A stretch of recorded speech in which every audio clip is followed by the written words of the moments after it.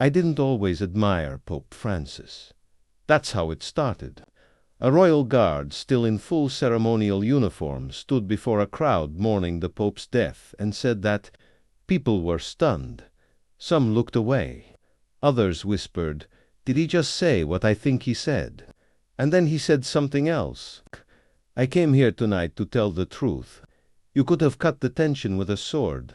If a decorated royal guard was about to expose something about the Pope, people were ready for fireworks, scandal, maybe even outrage. And what he followed with was beyond everyone's expectations. Set. The night air had that particular London chill to it, not the biting cold of winter, but that damp, bone-deep coolness that seeps through wool and leather alike. Just beyond the grand stone arch of Westminster Cathedral, where shadows pooled in ancient corners, a small gathering had formed without announcement or permission. No loudspeakers, no official notice, just people drawn together by shared loss. The recent death of Pope Francis pulling them toward this holy ground like a gentle tide. Candles flickered against the darkness. Hundreds of small flames dancing in the gentle breeze, turning the cathedral steps into a constellation of earthbound stars. A simple folding table held a framed photograph of Francis, not formal, not ceremonial, just the Pope sitting beside a child, both of them smiling as if sharing a secret joke. Next to it, someone had placed a handwritten sign in careful block letters, "A shepherd, not a king." Hymns rose and fell in gentle waves. The mourners, some in clerical collars, others in hospital scrubs or business attire, formed a patchwork of London's soul. This wasn't a state function. This wasn't planned. Just grief finding its voice in the spaces between cathedral stones. That's when he appeared. Lance Corporal Edward Statham hadn't meant to stop. You could see it in the measured cadence of his boots against pavement. He was heading somewhere else, mind occupied with duty rosters and inspection schedules. Late shift at Wellington Barracks, perhaps. The scarlet tunic of the Royal Guard caught street light like a wound in the darkness. His black bearskin cap was tucked respectfully under one arm. Standard protocol when off ceremonial duty, but still in uniform. Something made him stop. Maybe the candles. Maybe the singing. Maybe something deeper he couldn't have named if asked. A priest near the edge of the gathering noticed him first. An older man with kind eyes and the weathered hands of someone who'd spent decades offering communion. "Evening, sir," the priest said quietly, approaching with cautious respect. "You're welcome to join us if you'd like." Edward nodded once. Not quite military, not quite civilian. "Thank you, Father." For several minutes, he simply stood to one side, observing. His posture remained parade ground, perfect shoulders squared, chin lifted slightly, gaze direct. But his eyes, there was something in them, something that didn't quite match the starched perfection of his uniform. Later, the nun would tell others it was her idea. She'd whispered to the priest, who'd nodded before approaching Edward again. "We're inviting those who wish to say a few words," the priest explained, his voice soft but clear. "If you feel moved to do so." The guard hesitated just for a moment, just long enough for anyone watching to notice the internal battle, duty against impulse, protocol against something more human. Then he moved. His boots against stone created a rhythm that didn't belong to ceremony or parade. It belonged to decision, to choice. He walked to the front, past the table with its flickering candles, and turned to face the gathering. The crowd shifted. Whispers rose, then fell away. A royal guard in full dress uniform wasn't something you saw speaking in public, let alone at an informal vigil for the head of a different faith altogether. Edward stood perfectly still for a moment, gathering himself.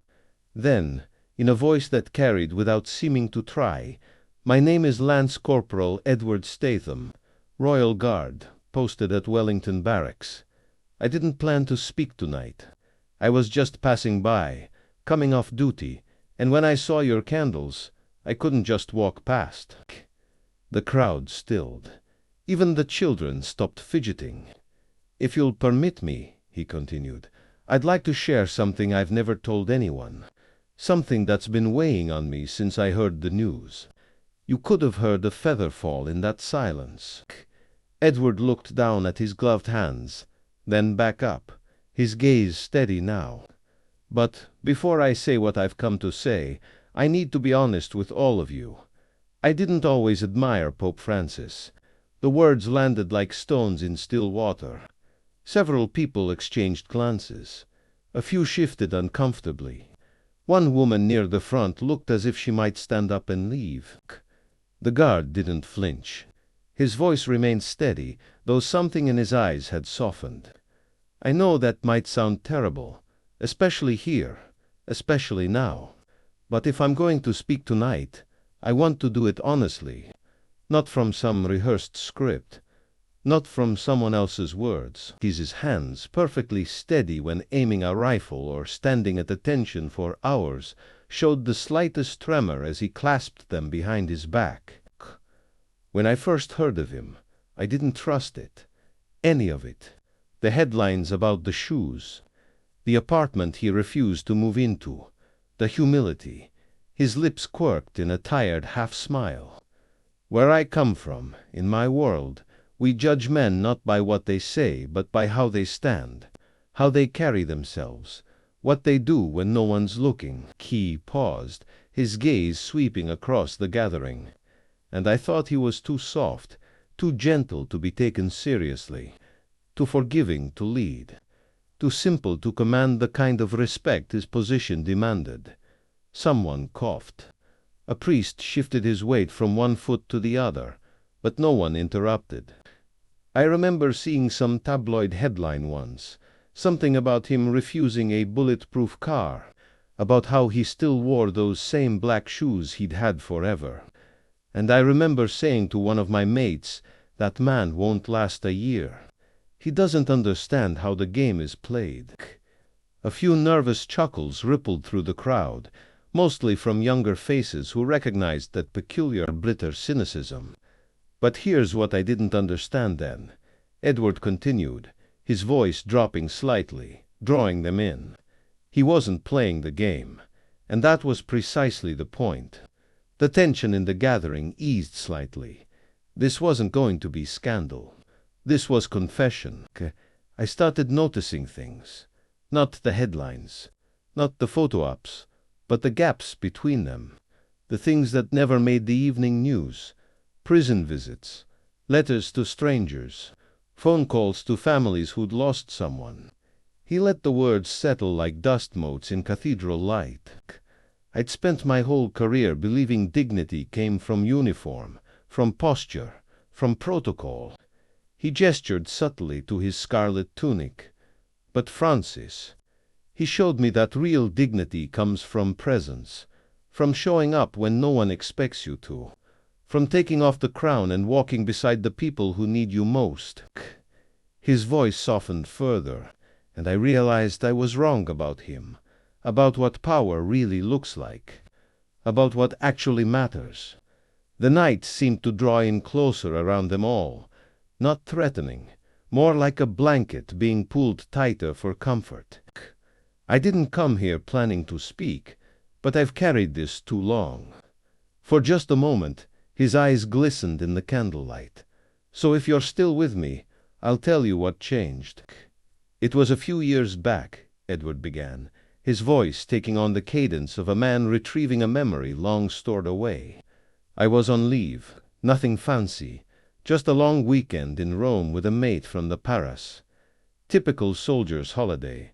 Vatican tours, good coffee, bit of wandering, nothing spiritual, nothing serious." The crowd settled into listening now. This wasn't a eulogy anymore. It was a story. Around that time, there was a notice posted Pope Francis was offering a short private audience. Just a few minutes, open to European servicemen stationed abroad. The chaplain back home had put my name down without asking me, thinking it might expand my horizons. He gave a small, almost embarrassed smile. I nearly didn't go. Knowing chuckles rippled through the crowd. But I did, mostly out of duty. I didn't bring a gift. Didn't prepare anything to say. I figured I'd be standing in the back anyway, just another uniform in a sea of them. He looked up. The candlelight caught in his eyes. I'll never forget the first moment I saw him in person. Not on a balcony or behind some golden throne. Just walking into the room. No fanfare, no entourage.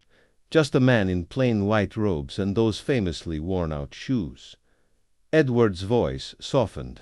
He stopped to speak to the cleaning woman on his way in. Not just a nod, an actual conversation. Someone near the front made the sign of the cross almost involuntarily. I stood there, stiff as a poker, trying to figure out what I was supposed to do. Bow, salute, kneel before I could decide. He solved the problem for me. He nodded at me first. The crowd leaned forward slightly, pulled by the authenticity in his voice. He didn't deliver some prepared speech, no formal blessing. He just talked. Said he knew many of us carried things the church couldn't absolve, that war leaves more behind than it takes, that sometimes the most courageous thing a soldier can do is forgive himself. Edward paused, his gaze distant, and then he said something I've never forgotten. The air stilled as if London itself were holding its breath. Some battles we fight with weapons, Edward quoted softly. Others we win by simply standing still, by holding ground with love. He looked around, letting the words land. I can't explain exactly what happened. I didn't cry. I didn't drop to my knees. I didn't feel some dramatic conversion. But something shifted, not with thunder, just with truth. He took a small step closer to the photograph on the vigil table. I was raised on discipline, trained in order. I still value these things. But for the first time, I met someone who carried more authority by kneeling than most men do by standing on pedestals. His voice almost faltered, but he caught himself. I shook his hand that day, didn't say much, couldn't find the words. But as he moved to the next soldier, he turned back to me and said, "Don't forget, real strength is often mistaken for weakness. Let them make that mistake." Edward swallowed hard, the motion visible despite his perfect posture. I've worn this red coat for nearly a decade now. Stood still for hours in the rain and snow. Been photographed by tourists. Mocked by drunks. But that single encounter made me understand what I'd been missing.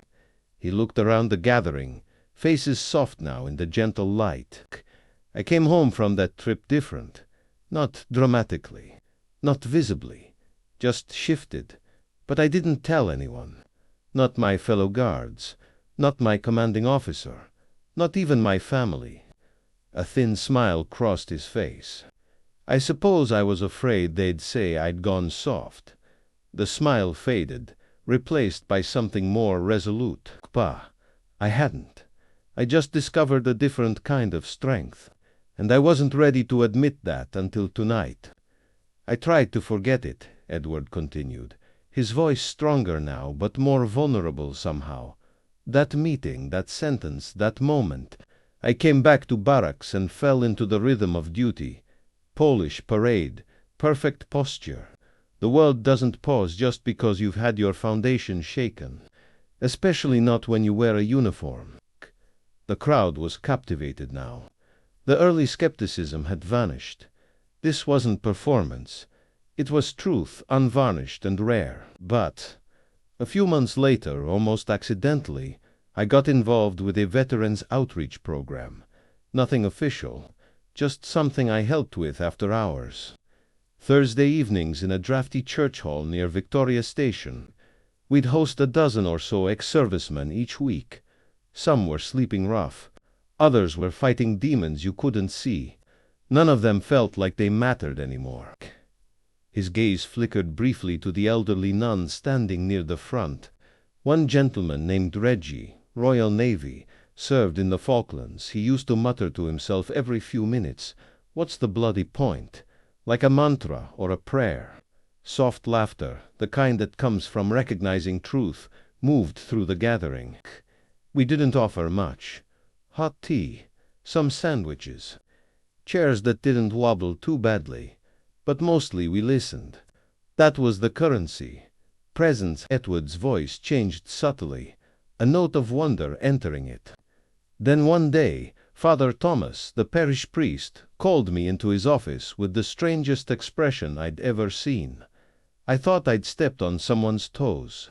Instead, he handed me an envelope, white official stamp from Vatican City. The crowd stirred again, a collective intake of breath. I thought it must be a mistake, but the seal was genuine. And inside, he paused, was a letter, not printed, not a form, handwritten in careful, slightly slanted script. From Pope Francis himself. Several gasped now. A woman near the back covered her mouth with her hand. He'd somehow heard about our little gathering, said someone. A visiting priest perhaps had mentioned it to him, and he'd taken the time to write. Not a formal blessing, not a press statement. With reverent care, Edward reached into his tunic pocket and removed a folded, laminated sheet of paper. "I keep a copy with me," he said quietly. "I hope you'll forgive me reading just a little of it." No one objected. No one even breathed. Carefully unfolding it, he began. "To the men and women who fought under no cathedral, who bled into soil far from home, and now gather not for glory but for healing. I see you. I remember you. I bless you. You are not forgotten, neither by God nor by me." The silence that followed was profound, thick with emotion and understanding. He included a small donation, probably from his personal funds.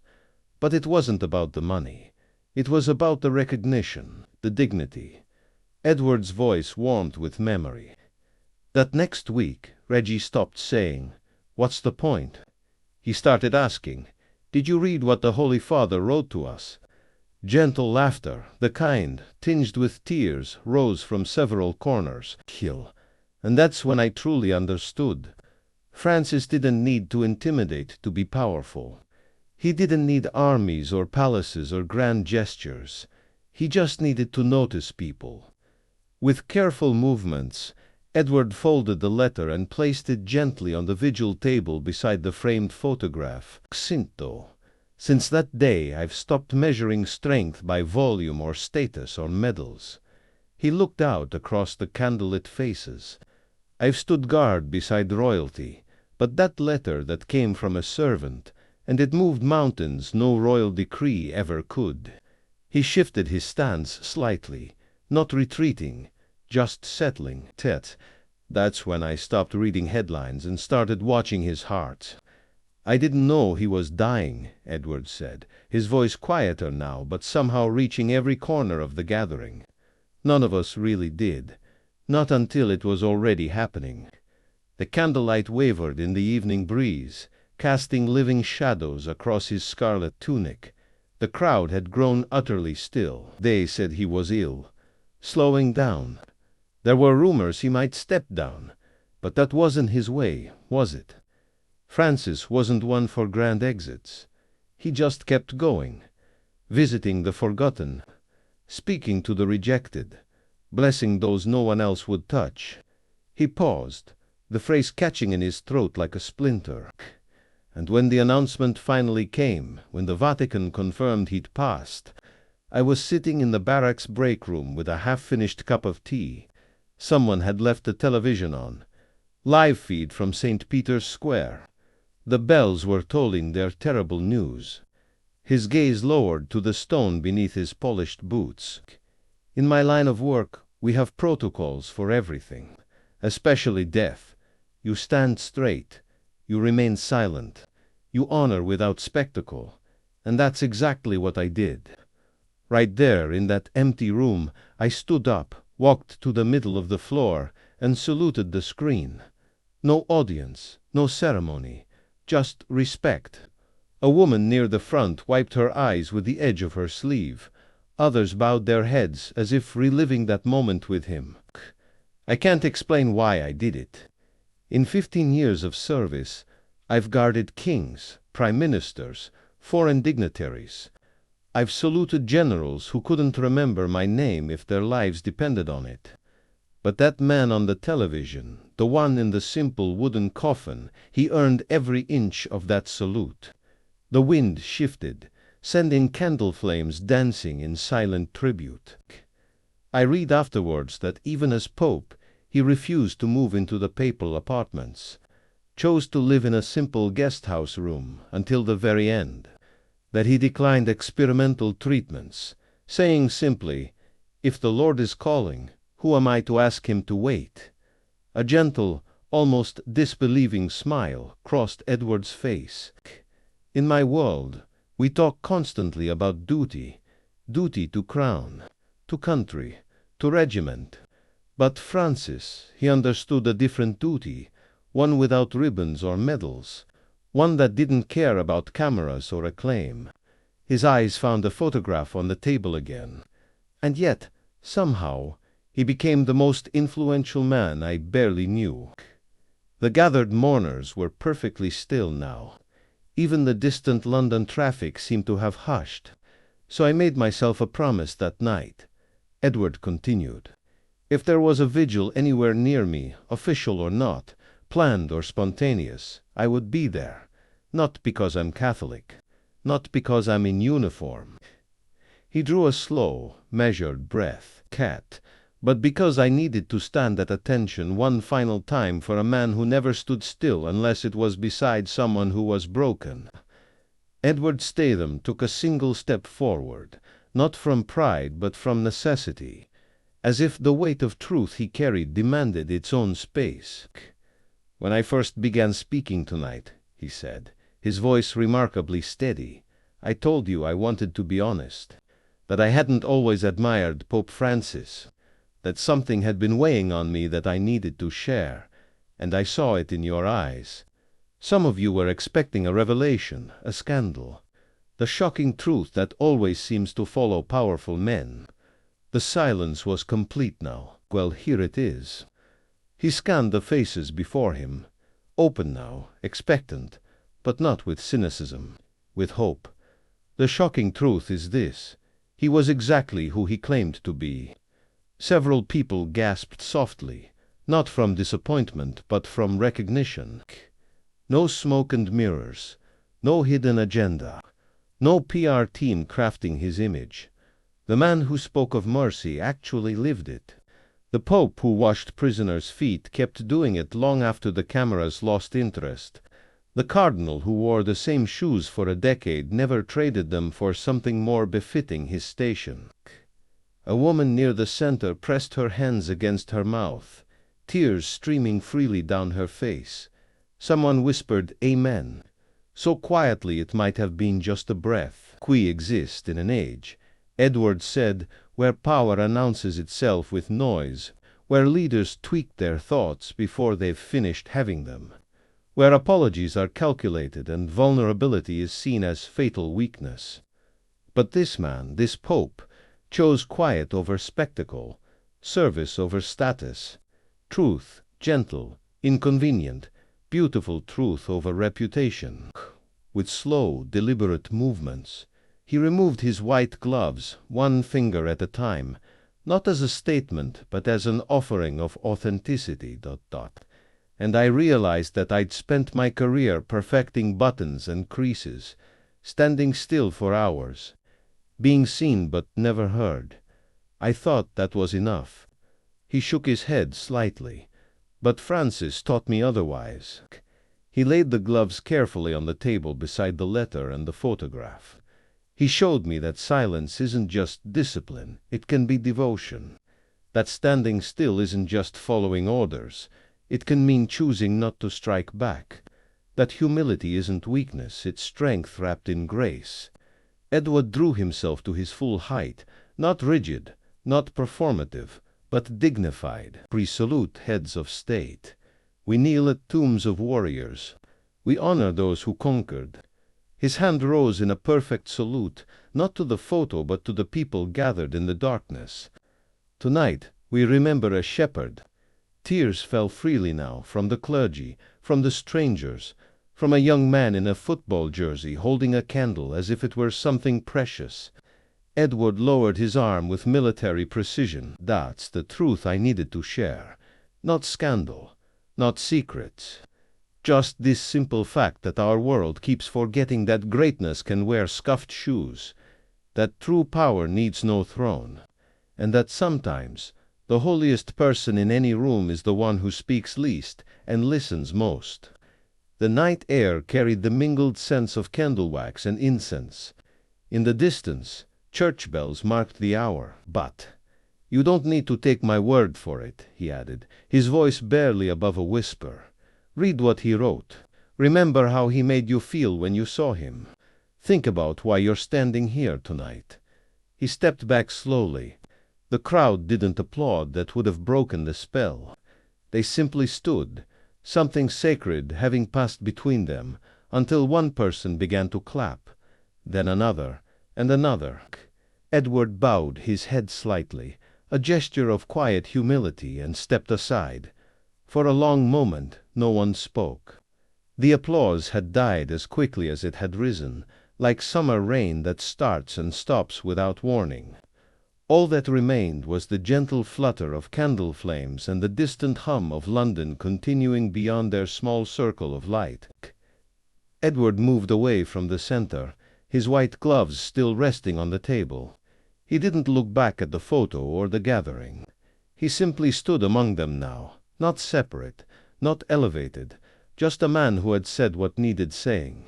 A small voice broke the reverent quiet. Was he really that kind? Heads turned. A young girl, maybe 7 or 8, with blonde fringe and an oversized coat, stood holding her mother's hand near the edge of the gathering. Her eyes held the kind of pure curiosity adults forget how to carry. Edward knelt down, not with military stiffness, but with gentle attention, eye to eye with the child. Kinder than any of us deserved, he said softly. The girl nodded, considering this answer with serious eyes. Then she stepped forward and placed a small plastic flower near the frame. It was slightly bent, clearly well loved, but somehow it belonged there perfectly. As Edward rose again, others began to move forward. A nurse set down a rosary. A gray-haired man left a small medal. 2 guards in civilian clothes, obviously off-duty, nodded respectfully to Edward before joining the vigil in silence. What had begun as a simple memorial had transformed into something harder to name, something more honest, more human. Edward watched for a moment longer, not looking at the items being placed on the table, but at the faces of those leaving them, people carrying something now that they hadn't arrived with. Then, without ceremony, he turned and walked down the cathedral steps. His posture remained faultless, his pace measured. Every inch the royal guard he had always been. But something fundamental had shifted, not in how he walked, but in what he no longer carried alone. Courage. Would you have had the courage to speak like Edward did, to admit you were wrong about someone you'd misjudged? Do you believe that true strength sometimes comes disguised as gentleness? Share your thoughts in the comments below. We read every single one. If this story moves something in you, do us a small favor. Hit that subscribe button, tap the bell icon, and make sure you never miss one of our daily uploads. And if you know someone who might need a reminder about what quiet power really looks like in a world obsessed with noise, share this video with them. It might matter more than you know. Our other Royal Guard stories are appearing on your screen now. Go ahead and choose one to watch next, and I'll be back tomorrow, same time, with another unforgettable tale.